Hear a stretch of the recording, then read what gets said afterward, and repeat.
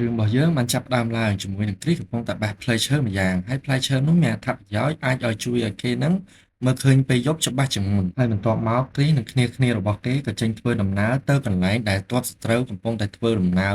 មកដើម្បីវាយឆ្មក់គេនោះឯងហើយនៅពេលដែលគេធ្វើដំណើរជិតទៅដល់នោះគឺពេលយប់ទៅហើយគេក៏បានកាត់ផ្លែឈើនោះចែកគ្នាគេដើម្បីឲ្យមានការមើលឃើញច្បាស់ជាងមុននៅពេលយប់នឹងឯងហើយក្នុងចំណោមគ្នាគេទាំងអស់មានតែឡានទេដែលមានផលប្រយោជន៍ច្រើនជាងគេព្រោះឡានមានសមត្ថភាពអាចមើលឃើញបានឆ្ងាយទាំងដែលមិនទាន់ហូបផ្លែឈើនឹងស្រាប់ហើយជាពេលយប់ផងគេបានហូបផ្លែឈើនឹងហើយជាហេតុធ្វើឲ្យជំនាញពិសេសរបស់គេមានអត្ថប្រយោជន៍ជាខ្លាំងនៅពេលយប់នេះបន្ទាប់ពីហូបផ្លែឈើនឹងហើយគឺក៏បានឲ្យឡានទៅសង្កេតមើលទ័ពសត្រូវតើពួកគេកំពុងធ្វើអ្វីបន្ទាប់ពីឡានមើលឃើញចំនួនសត្រូវហើយឡានក៏បានប្រាប់ទៅគ្រីសថាពួកគេមានចំនួន5នាក់គ្រីសក៏បានគិតថា5នាក់គឺជាចំនួនច្រើនគ្នាយើងអ្នកខ្លាំងមានតែឌូគីហើយនិងឌូកូទេដែលគេអាចប្រយុទ្ធជាមួយនឹងទាហានរបស់នោះបានប៉ុន្តែគ្នាយើងផ្សេងទៀតគឺមិនអាចទេដូច្នេះហើយយើងត្រូវតែរៀបចំផែនការបានច្បាស់បើមិនដូច្នេះទេហ៊ានតែឲ្យពួកគេម្នាក់នៅរស់ផែនការរបស់គ្រីសនោះនឹងបរាជ័យជាមិនខានហើយគ្រីសក៏បានរៀបចំផែនការថានឹងបញ្ឆោតពួកគេចូលទៅក្នុងព្រៃនោះហើយនឹងចាត់ការពួកគេម្ដងម្នាក់រហូតតតែសម្រាប់ពួកគេអស់ហើយបន្ទាប់មកគ្រីសក៏បានចេញទៅបញ្ឆោតពួកគេដោយខ្លួនឯងតែម្ដងធ្វើឲ្យទ័ពសត្រូវក៏បានគិតថាគ្រីសគឺជាទាសករហើយពួកគេក៏មានចិត្តថាអើយបើទាសករចេញយើងគួរតែលុបគេទៅខ្លាចបានលុយខ្លះដែរហើយបន្ទាប់មកគេក៏បានថាណែក្មេងឯងឃ្លានអត់មិននេះមកយើងឲ្យឯងញ៉ាំហើយបន្ទាប់មកគ្រីសក៏ស្រាប់តែរត់ចេញទៅឲ្យតែម្ដងធ្វើឲ្យពួកគេក៏បានរត់ដេញតាមគ្រីសហើយបន្ទាប់មកគ្រីសក៏បានធ្វើជាពុតរត់ដួលហើយធ្វើដូចជាគេនឹងមិនអាចរត់ទៀតទេធ្វើឲ្យពួកទាហាននោះបាត់ការប្រុងប្រយ័ត្នហើយនៅពេលនោះក៏មានបថៅហក់មកគេកិច្ចមិនទាន់ទេហើយគ្នាគេម្នាក់ទៀតក៏មានឌូគីបានចាក់ទៅពីក្រោយខ្នងគេធ្វើឲ្យគេស្លាប់នៅទីនោះភ្លាមហើយគ្នាម្នាក់ទៀតរបស់គេក៏ត្រូវបានគ្នារបស់គ្រីសឡោមព័ទ្ធហើយគេក៏មិនរស់ដែរហើយទ័ពសត្រូវដែលនៅសល់3នាក់ហ្នឹងគ្រីសហើយនឹងគ្នារបស់គ្រីសក៏បានចាត់ការម្ដងម្នាក់នៅសល់តែម្នាក់ចុងក្រោយគ្រីសក៏បានធ្វើពិតជាដេញតាមតែការពិតទៅគ្នារបស់គ្រីសនៅចាំទីនោះហើយពួកគេក៏បានស្លាប់អស់ទៅហើយកាត់មកកន្លែងមួយដែលមានរទេះសេះរបស់សត្រូវកំពុងតែបោកកាត់ហើយបន្ទាប់មកក៏មានកងទ័ព2-3នាក់បានខាត់រទេះសេះនោះប៉ុន្តែអ្នកដែលខត់នោះគឺមិនមែនទាហានរបស់សត្រូវទេប៉ុន្តែគឺជាគ្នារបស់គ្រីសដែលបន្លំខ្លួនធ្វើជាទាហានរបស់សត្រូវនឹងឯងហើយកាត់មកកន្លែងកងទ័ពរបស់សត្រូវម្ខាងទៀតពេលនេះគេកំពុងតែស៊ើបអង្កេតពីការស្លាប់របស់កងទ័ពគេនឹងហើយនៅពេលនោះគេក៏បានប្រាប់មេវិជាការគេថាកងទ័ពរបស់គេក៏បានស្លាប់ហើយធ្វើឲ្យមេវិជាការនឹងខឹងយ៉ាងខ្លាំងតែកាត់មកមើលមេទ័ពរបស់គ្រីសយើងវិញពេលនេះគាត់បានងើបពីការស្រវឹងស្រាលរបស់គាត់ហើយដោយសារតែការវឹកហាត់របស់ទាហាននៅពីក្រៅថ្លង់គាត់មិនអាចឲ្យគាត់គេងលក់ស្រួលគាត់ក៏ដើរចេញមកមើលហើយគាត់ក៏បានសួរជំនួយការគាត់ថាណាពួកនោះវាធ្វើអីនោះហេតុអ្វីបានពួកវាមកវឹកហាត់ទាំងព្រឹកអញ្ចឹងហើយជំនួយការរបស់គាត់ក៏បានប្រាប់ថាមេពួកយើងក៏ចង់រស់ដែរនៅក្នុងសង្គ្រាមបើយើងមិនវឹកហាត់ទេយើងមិនស្លាប់ជាមិនខានហើយពេលនោះលោកមេទ័ពក៏បាននិយាយថាអើយឯងស្មានតែយើងមិនខ្លាចស្លាប់ហើយស្មានតែយើងចង់ឲ្យពួកគេស្លាប់ហើយតែយើងក៏មិនដឹងធ្វើយ៉ាងម៉េចដែរបើគេផ្ដាច់ការផ្គត់ផ្គង់របស់យើងហើយមើលទៅយើងគួរតែដកថយទៅជំរំទី6វិញហើយលោកមេទ័ពកំពុងតែសេតរឿងស្បៀងផងពេលនោះស្រាប់តែគេថាមានរទេះសេះលោកមេទ័ពពេលនោះលោកមេទ័ពក៏បានបែរទៅហើយគាត់ក៏បានភ្ញាក់ផ្អើលជាខ្លាំងហើយក៏បាននិយាយថាគ្រីពេលនោះពួកកងទ័ពនៅទីនោះគេថាណែនេះមិនមែនជារទេះដែលដាក់ចំណីអាហារទេអូយមានទាំងស្រាមានទាំងសាច់ទៀតនេះហើយពេលនោះជំនួយការរបស់លោកមេទ័ពក៏បានសួរមកគ្រីសថាណែគ្រីសឯងធ្វើវាបានដល់យ៉ាងម៉េចនេះហើយគ្រីសក៏បានប្រាប់ថាមានអីលំបាកគ្រាន់តែយើងទៅប្លន់ពីទាហានស្ត្រូវហ្នឹងហើយបន្ទាប់មកពួកគេក៏បានធ្វើពិធីជប់លៀងមួយហើយនៅក្នុងពិធីជប់លៀងហ្នឹងយើងក៏សង្កល់ឃើញថាលោកមេទ័ពពេលនេះក៏គាត់នៅស្ងៀមស្ងាត់ណាស់ហើយគាត់ក៏បានគិតថាគ្រីសនៅក្មេងណាស់គេទើបតែអាយុប្រហែល15ឆ្នាំទេប៉ុន្តែគេអាចហ៊ានទៅសម្លាប់សត្រូវហើយក៏បានប្លន់ស្ពានសត្រូវដើម្បីមកជួយជំរុំមន្ទីររបស់យើងដែរមើលទៅខ្ញុំកាលពីក្មេងក៏ខំប្រឹងដូចគេដែរហើយពេលនោះស្រាប់តែមានបរិមម្នាក់កំពុងតែស្វឹងជាខ្លាំងហើយគេក៏បានស្រែកថាអើយខ្ញុំខ្វល់ទេសំខាន់ខ្ញុំត្រូវតែរស់ឲ្យបាននៅក្នុងសង្គ្រាមនេះហើយធ្វើឲ្យគេសន្តោសធ្វើឲ្យលោកមេទ័ពភ្ញាក់ផ្អើលជាខ្លាំងហើយដូចជាត្រូវបានគេទះបីដៃឲ្យស្វាអញ្ចឹងហើយគាត់ក៏បានទម្លាក់ការស្រាលរបស់គាត់ចុះហើយព្រឹកឡើងគាត់ក៏បានរៀបចំខ្លួន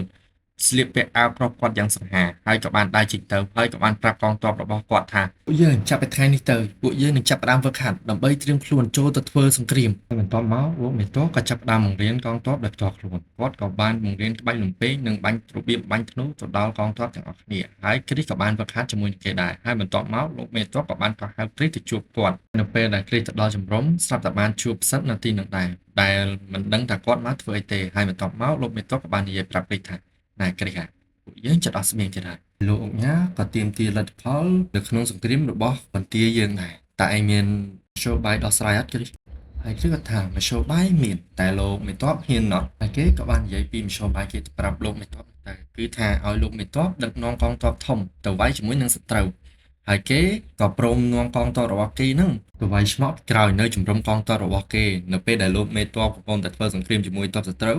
នោះគេនឹងលួចវាយឆ្មក់ក្រោយ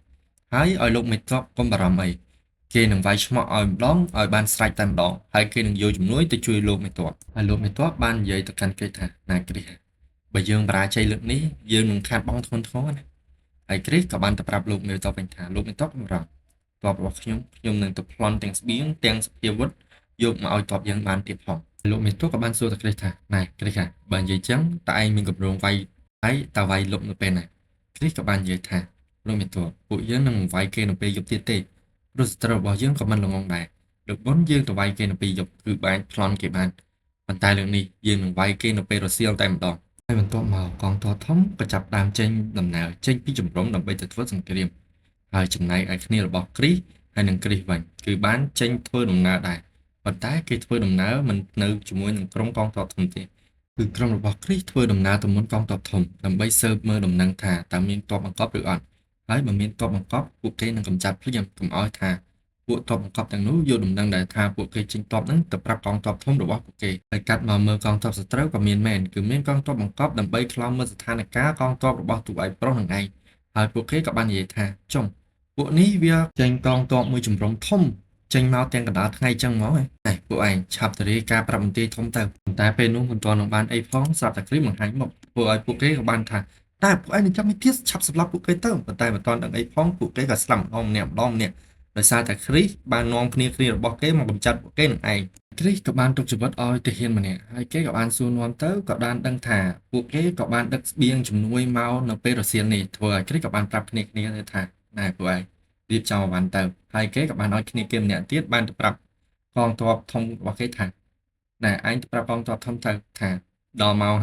ហើយគេក៏បានប្រាប់ថាណែពួកយើងគួរទៅដល់ម៉ោងធ្វើការហើយរឿងបានកាត់មកកន្លែងជំរំសត្រូវក៏មានរទេះសេះបានធ្វើដំណើរចូលមកជំរំសត្រូវហើយគេក៏បានត្រួតពិនិត្យហើយក៏បានឲ្យយើងឃើញថានោះគឺជាក្រុមរបស់គ្រីសគឺថាពួកគេបានដូរឯកសណ្ឋានជាទ័ពសត្រូវវិញម្ដងហើយពួកគេក៏បានចូលចរំបានសម្រេចហើយប៉ុន្តែនៅពេលដែលចូលដល់ជំរំស្រាប់តែមានក្មេងម្នាក់បានទៅសួរនាំពួកគេប៊ីសនឹងបាយការទៅហើយក៏មានគ្នារបស់គ្រីសម្នាក់ក៏បានបែរអប៉ែហ្នឹងងាប់បាត់ទៅបន្ទាប់ពីចូលចរំសត្រូវបានសម្រេចគ្រីសក៏បានរៀបចំផែនការថាពួកគេនឹងទៅកម្ចាត់មេទ័ពនៅក្នុងជំរំសត្រូវនឹងតែម្ដងហើយពេលនោះគ្រីសក៏បានគប់បិទរបស់គេទៅហើយក៏ពេលនោះក៏បានត្រូវនឹងកងអ្នកយាមម្នាក់ហើយក៏បានស្លាប់ទៅប៉ុន្តែនៅសមម្នាក់ទៀតដូច្នេះគេក៏បានស្រែកប្រាប់គ្នាគេថាពួកឯងមានឃាតករហើយនៅពេលនោះគ្រីសក៏បានរត់គេចចេញពីកន្លែងហ្នឹងទៅនៅពេលដែលគ្រីសកំពុងតែរត់ហ្នឹង System ក៏បានលោបញ្ជាក់គ្រីសថ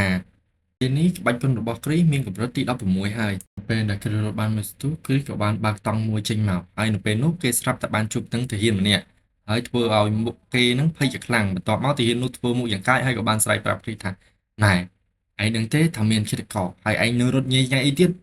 ឆាប់ទៅប្រាប់គ្នាយើងមកថាមានឃាតករគេតាមរកពួកអចរាយនោះភ្លាមហើយគេក៏បានប្រាប់គ្រីសថាអុយពួកនេះអត់បានការមែនស្រាប់តែពេលនោះក៏មានការផ្ទុះមួយបានកាត់ឡើងធ្វើឲ្យគេក៏បានថា